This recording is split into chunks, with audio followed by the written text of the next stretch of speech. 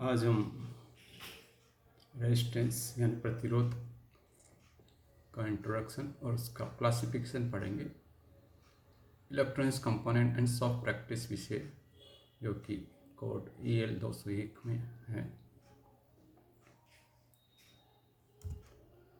Resistor एक linear तरह का कंपोनेंट होता है, पैसिव कंपोनेंट, टू टर्मिनल यानी एक रेखीय पैसिव दो टर्मिनल वाला इलेक्ट्रॉनिक कंपोनेंट होता है और एक इलेक्ट्रॉनिक सर्किट में हर जगह काम आने वाला कंपोनेंट है। और इसके अंदर जो वोल्टेज वो डायरेक्टली प्रोपोर्शनल टू करंट होती है।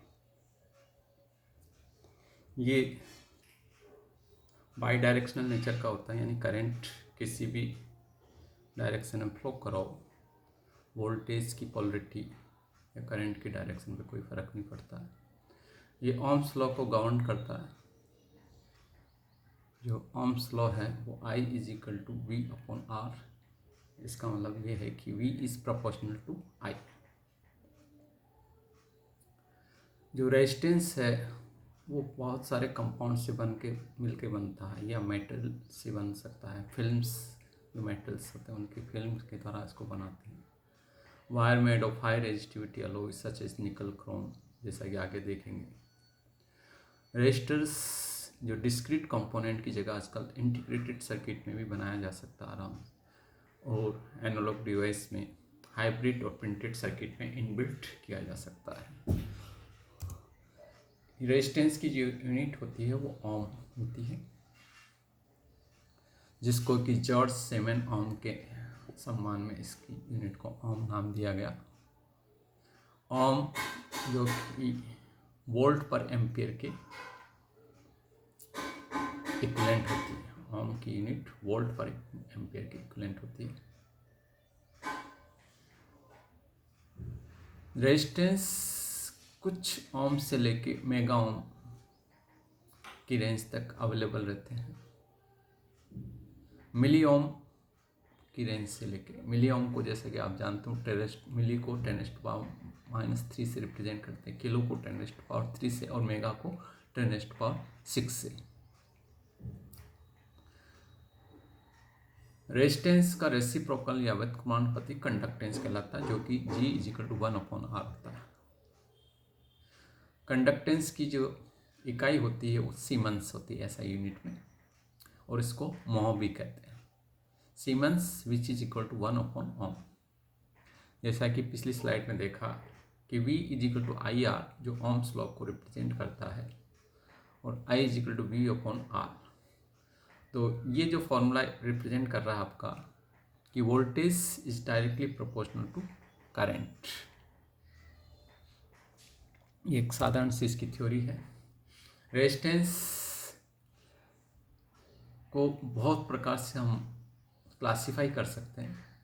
यदि साधारणतः क्लासिफिकेशन देखें तो दो तरह से हो सकते हैं, फिक्स्ड और वेरिएबल रेजिस्टेंस। फिक्स्ड रेजिस्टेंस नाम से इंगित हो रहा है कि इसका मान फिक्स रहता है, लेकिन ये परिस्थिति, टेम्परेचर, वोल्टेज या अन्य पैरामीटर के कारण प्रैक्टिकल एप्लीकेशन के वक्त घट बढ़ सकता है। लेकिन जब इंडस्ट्री से इसका कंस्ट्रक्शन होता है तो एक फिक्स्ड वैल्यू के लिए कंस्ट्रक्शन होता है और फिक्स्ड टॉलरेंस के लिए काम में आता है। Fixed resistance axial SMD packages में अवेलेबल रहते हैं। तो सामान्यतः इसका रेजिस्टेंस कांस्टेंट माना जाता है, लेकिन एक पर्टिकुलर टॉलरेंस के अंदर ये वेरी कर सकता है प्रैक्टिकल एप्लीकेशन। वेरिएबल रेजिस्टेंस जो कि रेजिस्टेंस का मान उसका बदला जा सकता है या एडजस्ट किया जा सकता है प्रैक्टिकल एप्लीकेशन के वक्त। रेजिस्टर्स जो है मैकेनिकल मूवमेंट के द्वारा बदला जा सकता है, जैसे लीनियर मूवमेंट से भी रेजिस्टेंस को बदल सकते हैं, रोटरी मूवमेंट से भी रेजिस्टेंस को बदल सकते हैं। जब वेरिएबल वोल्टेज डिवाइडर के रूप में रेजिस्टेंस को काम में लिया जाता है तो उसको पोटेंशियोमीटर कहा जाता है। जब किसी सर्किट के अंदर करंट को कंट्रोल करने के लिए काम में लेते हैं तो रेजिस्टेंस को रेस्टिट्यूट करते हैं, जैसे कि आपने लैब में प्रैक्टिकल में काम में लिया होगा रेजिस्टिव। डिजिटल पोटेंशियोमीटर आजकल बहुत टाइप में काम में लिए जा रहे हैं, जिनको मैकेनिकली कंट्रोल किया जाता है, इलेक्ट्रॉनिकली कंट्रोल किया जाता है।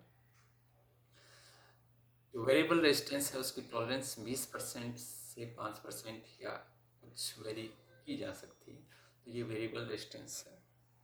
रेजिस्टेंस को हम लीनियर और नॉन लीनियर टाइप के रेजिस्टेंस में भी डिवाइड कर सकते हैं। लीनियर का मतलब जहाँ voltage is directly proportional to I रहती है, और नॉन लीनियर रेजिस्टेंस जैसे कि रेजिस्टेंस का मान प्रोपोर्शनल टू आई स्क्वायर हो सकता है, सेमी लॉग हो सकता है, लॉगरिथमिक नेचर का हो सकता है, तो लो लीनियर और कुछ स्पेशल टाइप रेजिस्टेंस हम देखते हैं। Thermistor, varistor, LDR, magneto resistors. जैसे थर्मिस्टर जिनका रेजिस्टेंस का मान टेम्परेचर के मान में परिवर्तन के साथ रेजिस्टेंस का मान बदलता है। और थर्मिस्टर दो तरह के होते हैं, एनटीसी एंड पीटीसी। एनटीसी का मतलब negative temperature coefficient resistance, PTC का मतलब positive temperature coefficient resistance. NTC का मतलब है कि जैसा आपका टेम्परेचर इंक्रीज करेगा उसका रेजिस्टेंस डिक्रीज करेगा। पीटीसी का उसका उल्टा हो जाएगा, जैसा टेम्परेचर इंक्रीज करेगा वैसा ही आपका रेजिस्टेंस भी इंक्रीज होगा। तो थर्मिस्टर जो है टेम्परेचर सेंसर या थर्मल प्रोटेक्शन डिवाइसेस में भी काम आते हैं। फिर वेरिस्टर देखते हैं। Varistor have a non linear resistance, यानी ये जो वेरिस्टर्स होते हैं उसमें सारे नॉन लीनियर टाइप रेजिस्टेंस होते हैं और वो वोल्टेज पे डिपेंडेंट करते हैं, इसलिए इसको वोल्टेज वेरिएबल रेजिस्टर भी कहते हैं, इसलिए इसका नामकरण वेरिस्टर कहा गया। तो थ्रेशोल्ड वोल्टेज के बाद रेजिस्टेंस का जो मान है बहुत फास्ट चेंज होता है।